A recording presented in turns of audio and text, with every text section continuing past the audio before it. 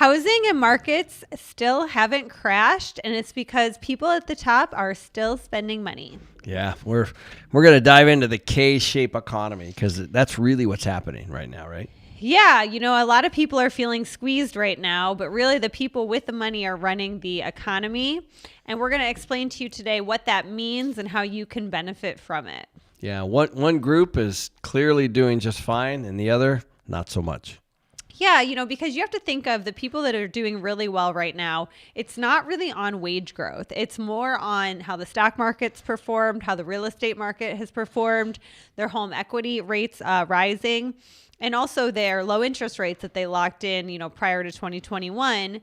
And then you have the other group where rent's going up, wages are stagnant, inflation is going up, credit card bills are rising, and they're really priced out of getting ahead or buying homes. So that's kind of this split in the economy that's happening. Yeah, that's why they call it a K, right? Because one part of the economy is going this way, the other part of the economy is going that way, and there's study after study, and paper after paper on this exact issue. It's I guess another way to say it is that the middle class is getting wiped out.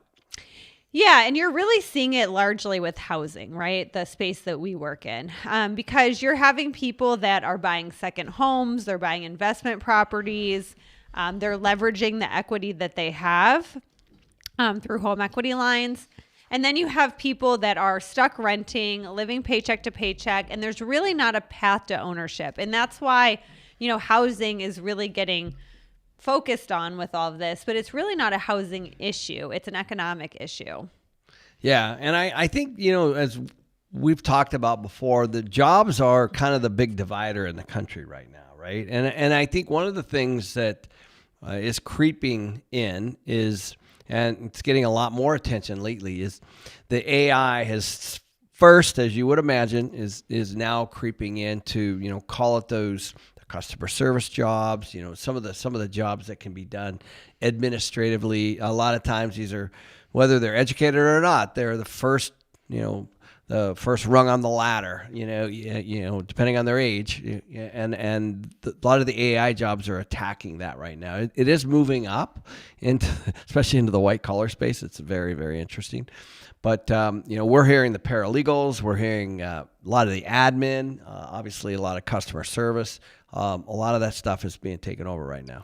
Yeah, and so you have to look at what drives wealth in the U.S. And this is a worldwide issue, this K-shaped economy. The reason for it is very different. So in less developed countries, your job is what creates the K-shaped economy. So like if you think of India or you think of China, like whatever job you're doing, you're either going to be the top part of that K or the bottom, and they don't really have a middle class. And you see that driver when not very many people own assets, and the main driver of the economy is jobs.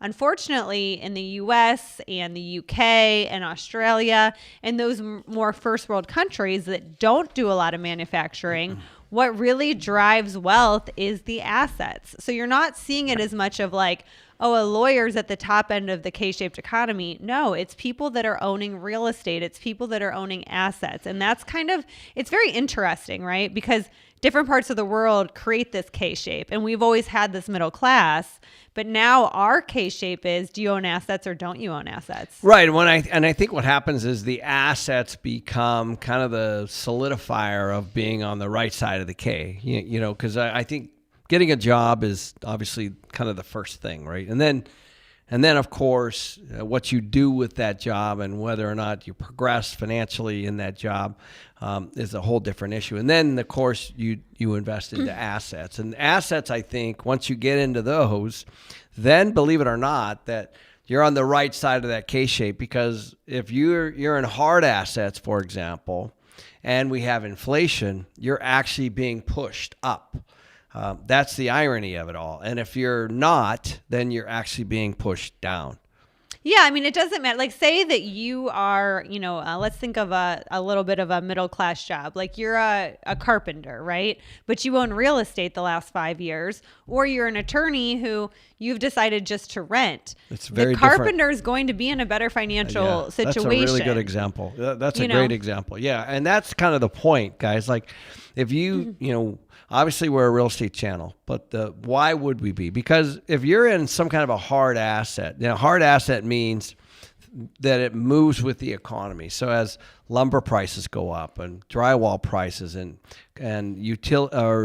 appliances and tile and all paint and all the things that it costs for that, as so does the actual physical asset, right? And it doesn't have to be that, but I don't know if you guys saw, but silver hit over 60. Doing better than gold. First time in history, guys. First time in history. So that's a very interesting thing. So you whether you're a gold bug or a silver bug, it doesn't really matter. The question would be, why is that happening? That's actually what you should be looking at. Why did gold get over 60 for the first time in history? It's a big deal. Well, there's all kinds of reasons. And if you don't understand why, that's okay, because I certainly didn't. I didn't study any of this stuff when I was in school. Did you? No, it's okay. And so what we have now is we have a bunch of factors. We have the inflation factor. And we have the, I would call it, people are probably not too happy with what's going on with the U.S. dollar, right? Which could be the result of Bitcoin and all that kind of stuff, even though it kind of pulled back. So these are all factors. It's a very complicated thing. It's not linear. Certainly it's not linear. It's not one thing. But the issue, back to the K shape, is if you're on the right side of that K and you are studying these kinds of things, we've been passing out these, we bought silver at $20, $25 way back, Ross and I did. And we give them out to all our employees at their annual anniversaries, our annual meetings. And there's some people, we've been in business 20 some years. So there's some people that got one every single year. I go, that's worth quite a bit of money now, because we spent at the time $15, $20 on a coin, I think, after we had our logo printed on it and all that kind of stuff. Why would I do that? I did that because I was studying commodities. I was studying oil. I was studying water. I was studying timber. I was studying real estate. I was studying debt. I was trying to figure out. So it doesn't really matter if you're the carpenter, like Danille was saying, and you're investing in these little things. You are growing with the economy. Or if you're an attorney and you're spending all your money and consuming everything you can and you're renting, you're actually going the wrong way.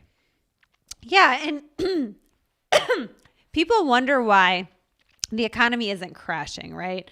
But the people at the top are still spending, which is keeping the job market afloat at this point. So they're spending on services, they're spending on products, they're spending on vacations, they're spending. So that's kind of trickling down to keep, the jobs afloat. But the people that are at the bottom of the K, they are struggling because they are, living paycheck to paycheck, and they don't have these assets that are moving with inflation. So they're just relying on their wages. And we can look at wages, as Ken was saying with AI, wages, aren't probably going to do that great over the next, decade, right? Because you're going to have more and more jobs replaced.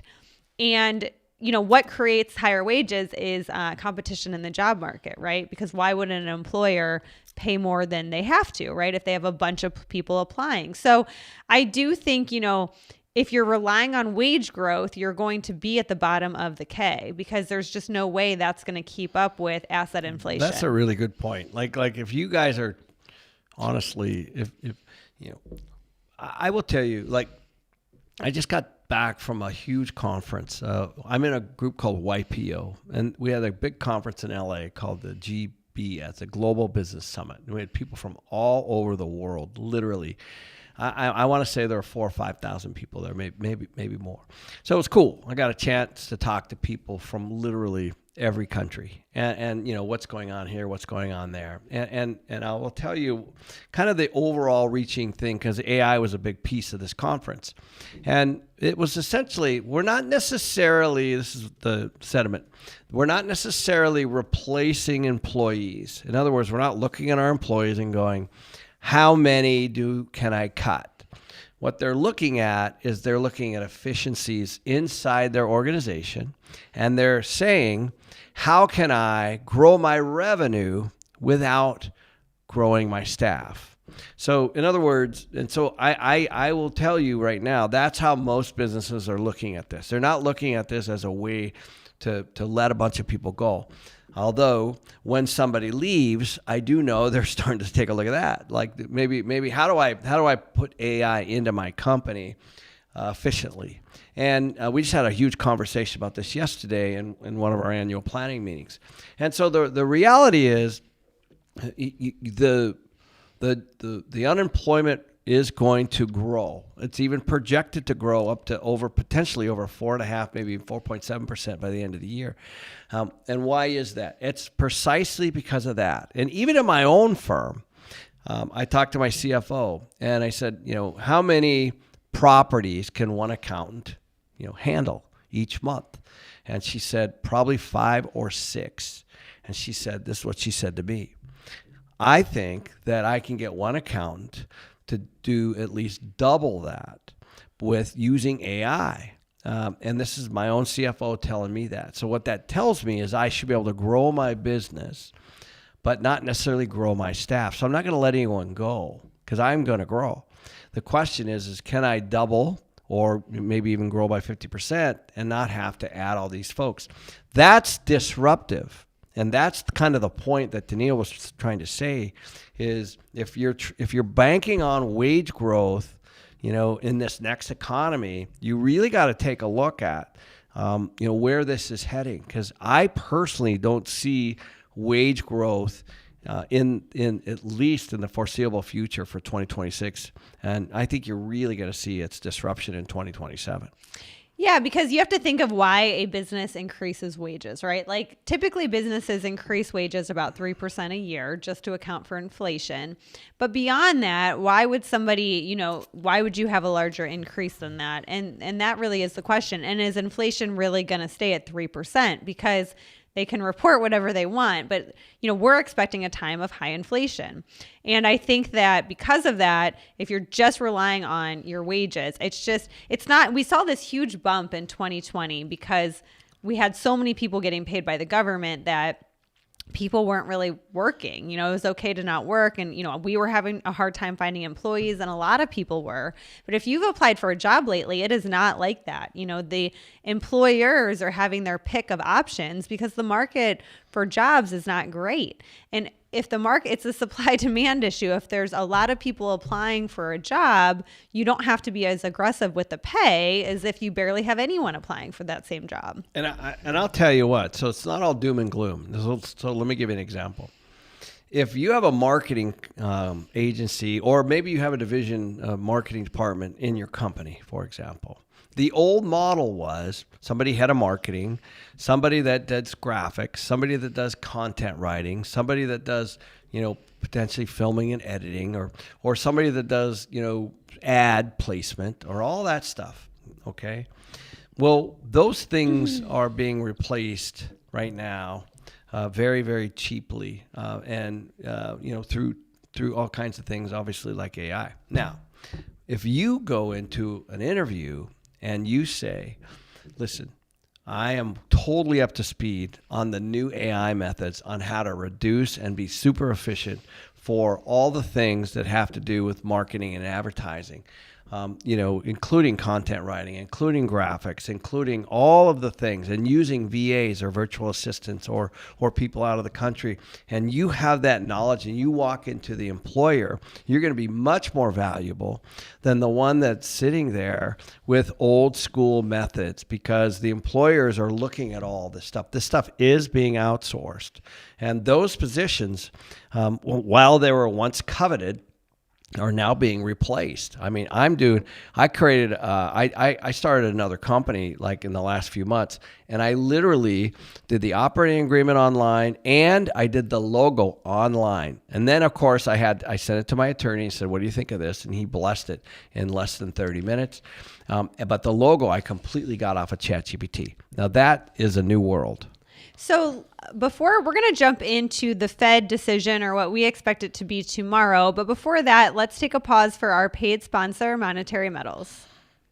Gold is near all-time highs, but appreciation isn't the only way to benefit. Monetary Metals, you could potentially earn a yield on your gold, paid in physical gold, without selling it. Here's how it works. When you lease your gold through their platform, pre-qualified companies pay to use it under strict guidelines, like renting out real estate, but with gold. Instead of paying to store your metal, you may earn up to 4% annually in gold. You stay in control, and you can choose which leases to participate in. Monetary Metals handles the due diligence, lease terms, and all the administration. Thousands of investors use this approach to grow their gold, not just sit on it. Visit monetary-metals.com/Ken to learn more. Leasing gold involves risk, and returns are not guaranteed. This is not an offer to buy or sell securities. Please review all risk disclosures at monetary-metals.com. Visit monetary-metals.com/Ken to learn more. So the Fed meets tomorrow, and part of what we're talking about today is inflation. And initially, everyone thought because the inflation reports came back at 3%, that they were not going to cut. But now everyone is leaning towards the fact they are going to cut. Yeah, and obviously it's great news if they do, right? And I think they will, quarter point. For sure, right? But the question is, what does that really do for us, right? It moves the needle for sure a little bit, and these little cuts do help. Don't get me wrong, right? And gosh, only 6 months from now we'll have a new Fed chair. Well, I just read a report today that last week mortgage applications were the highest they've been since 2023. That's good news. Mm-hmm. Yeah, that's really, really good news. I wonder if that's for refinance or new or. Probably I'm sure it's mostly from new because the rates aren't really dropping enough to refinance yet. Yeah. So anyway, I think, these little things do help, but they don't really move the needle a lot. Right. And I keep beating on this. And the question is it's really, really hard to find deals at cash flow right now. Right? Like we've been looking, it's super hard. And Danille's starting to get deals because she sells real estate here locally in Arizona. And she's got a deal this week with somebody that bought an Airbnb. And the Airbnb market has changed a lot. And therefore, instead of getting checks, they're writing checks. So there are shifts happening, right? And, but I still... personally, just I don't see a real estate crash like everybody's talking about. I just don't see it. Do you? No, I think the market's going to pick up. It's more sentiment. I think there's two things going on. One, I think you have sentiments with people that they are, rates are going down. So they feel like now's their time. They can refinance as they continue to go down. I think the other thing you have happening is people don't know where to invest their money because, crypto's not doing well. The stock market is doing well, but, people keep saying that it's going to crash too. And so people are putting a lot of their money in real estate, even if I'm not having clients that it's not cash flowing, but they're just putting so much down that it does cash flow essentially. Yeah. I know people that are crushing it. They're looking at on the real estate side. There's, by the way, I know it's been slow, but there are absolutely places that are bringing manufacturing back, right? For sure. There's stuff in Arizona. I just read a big article about things going on in the Carolinas where you're talking about, many, many jobs being added. But on aside for that, take a look at where the big money's going, guys. And the big money is going into nuclear to support AI, but also data centers. If you just Google this, trust me, Google this, you will not believe the huge land deals and the huge things that are going on in somewhere near you. Trust me on this. And it's not something that we do, but I'm looking at because obviously I'm in the multifamily business, but I would love to build multifamily in some of those areas because there's obviously going to need housing. I grew up in Washington State where they used to have a nuclear power plant called Hanford. And back in the day, I used to manage apartments near there and they were always full. I think at the time they had 2,500 people working there, driving there in and out every day. I'm sure that's changed with technology, but regardless, these are big, big moves going on right under our noses if you're looking for any kind of real estate opportunities. That's what I would look at. I would look at cloud storage, data storage, nuclear power. Whether you agree with it or not, it's coming. Trust me. Yeah, and so when the economy feels this uneven, essentially, so many people think that the markets are going to crash because they don't understand how people are affording this. But what the assets might not crash anytime soon. They could have a big push up before anything comes down because the people at the top can't afford it. And you have to wrap your head around that when you're making decisions on whether to invest in the stock market, whether to invest in the real estate market, because your wages are not going to improve. So essentially if the Fed decides tomorrow to lower rates, which we think that they will, then they're essentially saying that they are going to focus on the job market and the wage market and not on inflation, right? Because inflation already came in at 3. So if you keep lowering rates, obviously inflation is going to continue to rise.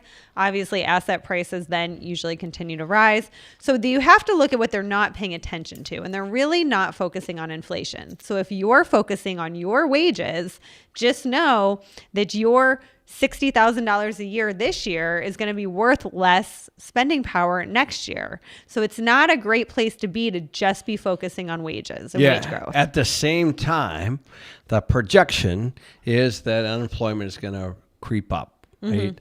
And as we've talked about before, the movement from 4.3 to 4.5 to 4.5 to 4.7 are millions of people. So even though they look like really small numbers, and they percentage-wise they are, but if you look at the actual jobs, it's quite a lot. And I think now that we start to get real data, that's soon, right? When are we getting all the real data back? Because whether we shut down. It's not actually. I don't think we get any kind of data until next week because of the delays. Remember the shutdown, right? And I know we've been looking at like ADP reports, which is payroll, and all these different kinds of things to kind of patch things together. And trust me, the Fed has all kinds of resources, but it'll be interesting to kind of get that back on track again and to see what the real numbers are.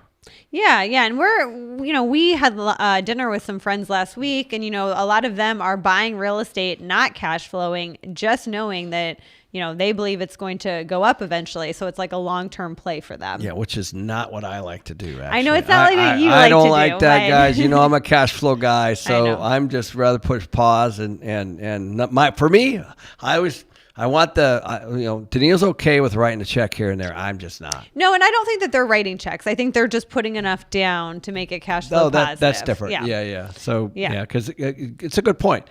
Would you rather have your money in a savings account? This is important. Burning at 3% a year of inflation, or would you rather have it into a hard asset? And I think that's what a lot of people are taking a look at. Or at least they should be.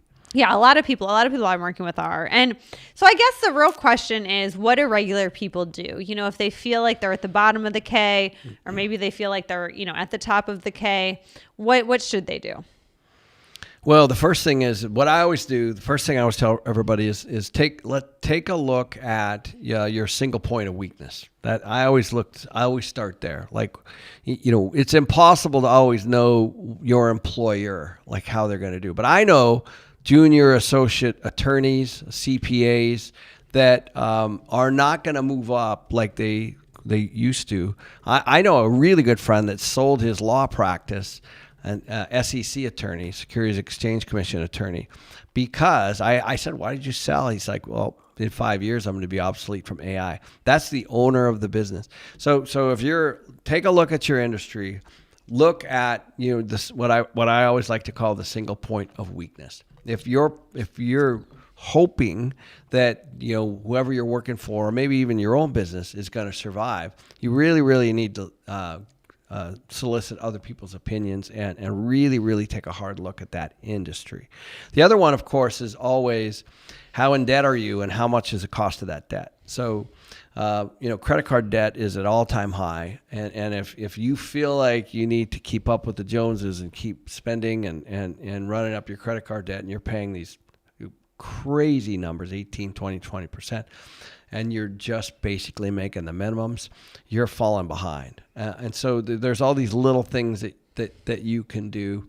Danille, it's a very different time, but when you went into credit card debt, You made some radical decisions, moved home, moved in with your grandma, paid off your, I don't know, how long did it take you? A year? About a year and a half. Yeah. Yeah. So these are, but you did it. I don't know why you did it. Actually, I didn't know you then, but the reality is that you saw a course correction, or you saw maybe you're going to hit a wall somewhere, right? What made you do it? It just felt unsustainable. I just felt like I couldn't afford to live on my own because I had car payments and 3 different credit card payments and a medical loan payment, and it just felt too much. On a teacher's salary, too. On a teacher's salary, working that and bartending. So it just felt like if I moved home, paid all this off, freed up about $600 or $700 a month at the time, which is probably about twice that now, I could then afford to make it on my own. How did that make you feel? Like it was like when you were done with that, did you just take a big breath out? Well, it was like one at a time. It was like every credit card, I know I should have paid the credit cards off first. They had like the highest interest rate, but really what I did was pay the ones off with the lowest balances because it just felt so good to just be done one at a time. You just wanted to win. Yeah. And so just cut one up one at a time. But yeah, I think that is a great thing to do right now if you can, whether that means moving into a cheaper living situation or moving back home or getting a roommate. Roommates, like house hacks. Well, and the truth is rent a room. It's uncomfortable for the couple years that it takes, but after that, you're so much farther ahead, right? So it's all worth it. If I never would have moved home, to pay off that same amount of debt instead of a year and a half would probably have taken me 7 or 8 years realistically if I didn't accumulate any more, So I kind of think that, focusing on the fact that if you're holding cash in the banks, there's a lot of savers out there, and saving money is not bad, but you have to understand that if you're just sitting on cash, it's losing all its value. You need to put it in an asset that's going to rise with inflation, because the one thing I think most of us can agree on is you're going to have massive inflation. The Fed is going to embrace inflation. The government is going to embrace inflation. So if you're just sitting in a savings account, you're losing money. So you really need to put it to work more than you ever have in the past. And part of it is looking at maybe your friend group. I remember walking through the mall once with a group of friends a long time ago, and this one person, I won't say who, went into this store and bought something in the window. And I was like, I know you can't afford that. Had to have it. You know what I mean? And so these habits, I think that sometimes we have, whether it's going out or whatever, sometimes it's the circle of influence, right? And so you got to maybe take a hard look at that too, because these are tough decisions. But trust me, short-term pain, long-term gain. I'm telling you right now, short-term pain, long-term gain. Just make a couple adjustments, and it might be overwhelming. Just start with one small thing and find that person. Celebrate your wins, because they will come. And that's a good point. If you always want to hang out with people that are where you want to be, right? So if you're hanging out with a bunch of people that aren't where you want to be, you need to change. You don't have to fully change every single friend you have, but you have to start hanging out with people that are doing things and are where you want to be, because that's where the opportunities come from. That's where, the knowledge comes from, the skills. And if you're hanging out with a bunch of people that are renting and you don't want to rent anymore, how are you going to understand how to buy your first house, right? Who are you going to talk to about doing that if nobody that has done it? That's why those groups are so powerful, right? And they're free. All of them are free. Just get in the right room with the right people. It doesn't matter about what it is. Trust me, it'll change your trajectory. So important. And make sure we are going to see you on Thursday. We have our podcast every Thursday. We are going to be breaking down the Fed decision, because that will be out by then, and talking about some of this jobs report. Yeah. And thanks again, guys.